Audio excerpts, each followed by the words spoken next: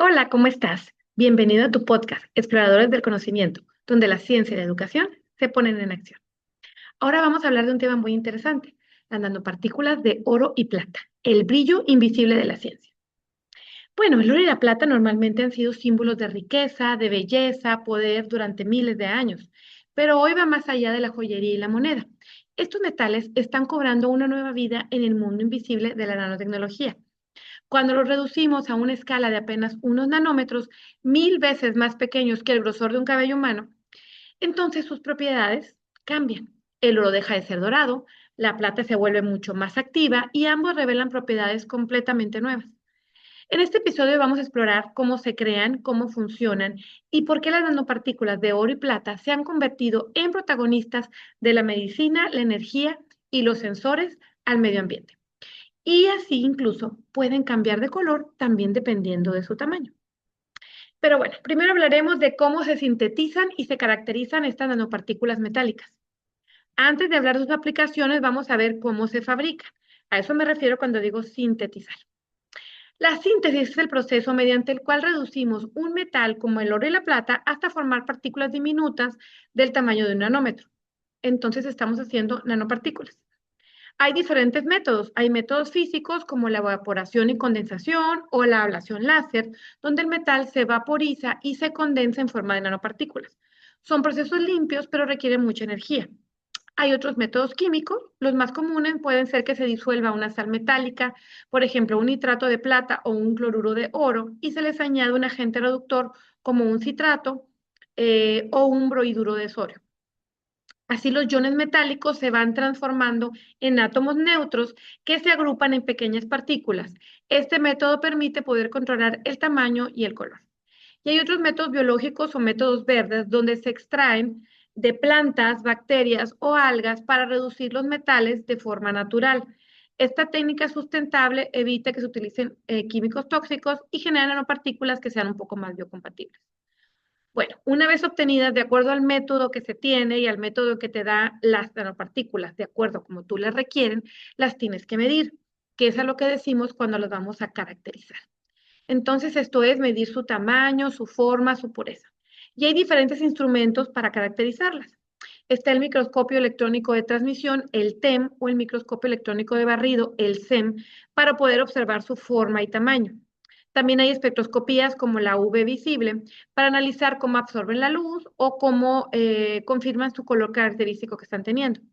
También existe el DLS, que es el Dynamic Light Scattering, que sirve para medir el tamaño promedio, o también la difracción de rayos X, XRD, que identifican su estructura cristalina. Cada una de estas técnicas revela una parte del comportamiento de la nanopartícula, como si juntáramos las piezas de un rompecabezas invisible. Y bueno, ya que las mediste, entonces sabes qué propiedades son las que tú puedes utilizar. Y bueno, ¿qué son estas nanopartículas metálicas? Ya las hice, ya las medí. Pues estas nanopartículas que están en escala nanométrica son materiales que dejan de comportarse como normalmente los conocemos en su tamaño grande y miden entre 1 y 100 nanómetros. En esta dimensión, los electrones de la superficie dominan las propiedades del material, y aquí me estoy refiriendo ya a la nanotecnología. Y también me refiero al comportamiento cuántico que están teniendo los electrones, cosa que ya te he platicado en algunos otros episodios. Por eso, cuando reducimos el tamaño del oro y la plata, cambia su interacción con la luz, su reactividad química y su conductividad. Este fenómeno se conoce como resonancia de plasmones superficiales, donde los electrones vibran a un ritmo de acuerdo a cómo la luz los ilumina. Esta vibración hace que el oro nano se vea rojo, violeta o azul en lugar de dorado. Qué interesante, ¿no? Y también la plata nano puede tener una acción antimicrobiana tan potente que puede eliminar bacterias en segundos. En pocas palabras, el mismo material, distinto comportamiento, simplemente que está muchísimo más pequeño. Yo ahora te voy a platicar un poco de las nanopartículas de oro. El oro a nanoescala es fascinante. Además de ser químicamente estable, es biocompatible, es decir, que puede interactuar con el cuerpo sin causarle daño. Por eso es uno de los materiales favoritos en la nanomedicina. Su color y comportamiento dependen del tamaño y de la forma. Esferas, varas, estrellas, jaulas de oro pueden absorber o reflejar distintas longitudes de onda. del espectro electromagnético.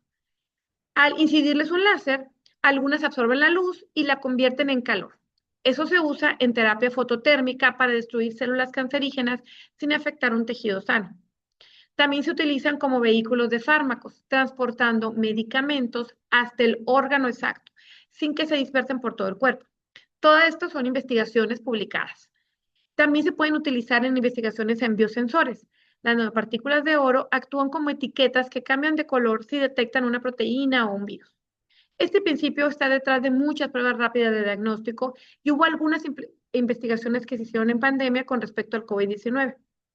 En el campo tecnológico, el oro nano permite fabricar transistores más rápidos, pantallas flexibles o chips ópticos, capaces de procesar datos con luz, no con electricidad.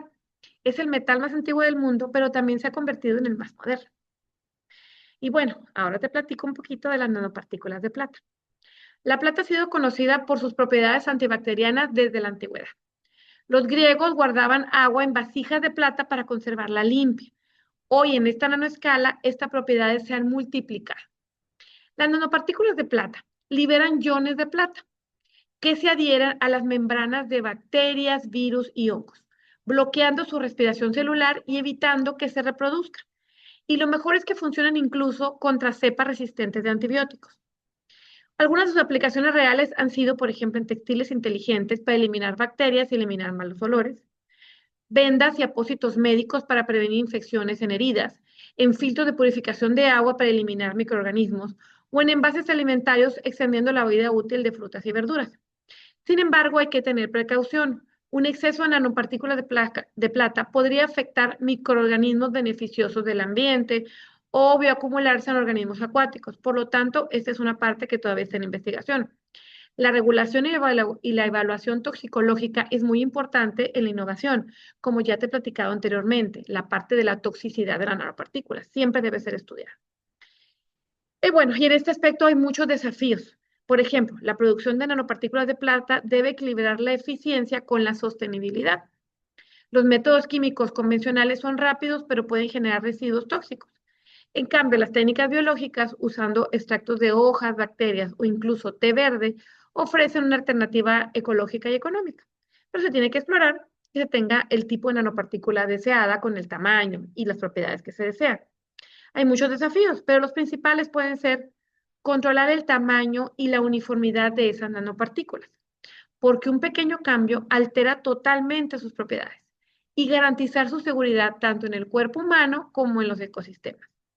Por eso los científicos actualmente están estudiando cómo recubrir las nanopartículas con polímeros o con proteínas naturales para hacerlas más estables y seguras. El futuro de las nanopartículas de oro y plata brilla, literalmente. En combinación con la inteligencia artificial, la biología molecular y la óptica cuántica, se podrá permitir diagnósticos instantáneos con una sola gota de sangre, implantes inteligentes capaces de detectar infecciones y paneles solares que pueden ser más eficientes y con materiales que se puedan reparar solos. Eso todavía está en investigación, pero cada avance requiere una responsabilidad en la comunidad científica. El reto no solo es crear nuevas nanopartículas, sino entender cómo interactúan con el cuerpo y el ambiente. La nanotecnología nos enseña cómo el futuro depende tanto de la innovación como de la ética científica. Las nanopartículas de oro y plata nos recuerdan que lo más pequeño puede tener el mayor impacto. En sus diminutos átomos se esconde el poder de transformar la salud, la energía y el conocimiento humano. Yo soy la doctora Dalia Chávez y este fue Exploradores del Conocimiento. Sígueme en mi episodio en Spotify, en YouTube. Y seguimos explorando juntos el universo invisible de la ciencia. Aquí nos vemos la próxima semana. Espero que te haya gustado este capítulo. Hasta la próxima.